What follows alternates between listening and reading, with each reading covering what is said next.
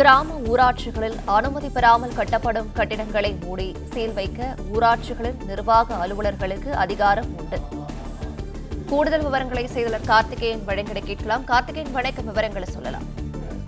கிராம ஊராட்சிகளில் அனுமதி பெறாமல் கட்டப்படக்கூடிய கட்டிடங்கள், அதாவது குறிப்பாக ஊராட்சியின் நிர்வாக அலுவலர்களுடைய அனுமதி பெறாமல் கட்டப்படக்கூடிய கட்டிடங்களை மூடி சீல் வைப்பதற்கான அந்த அதிகாரம் அந்த கிராம நிர்வாக அலுவலர்களுக்கு அந்த வழங்கப்படுவதற்கான அந்த ஆணையானது தற்போது தமிழக அரசு சார்பாக வெளியிடப்பட்டிருக்கிறது.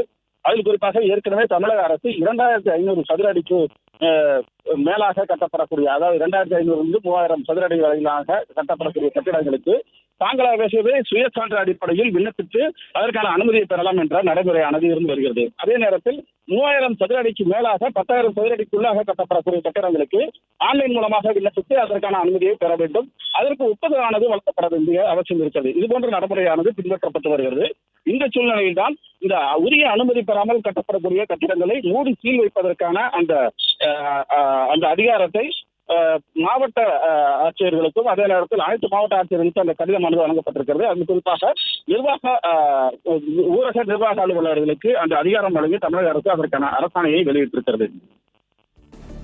பிளே ஸ்டோர் மற்றும் ஆப் ஸ்டோரில் இருந்து பாலிமர் செயலியை QR கோடு மூலம் பதிவிறக்கம் செய்யுங்கள்.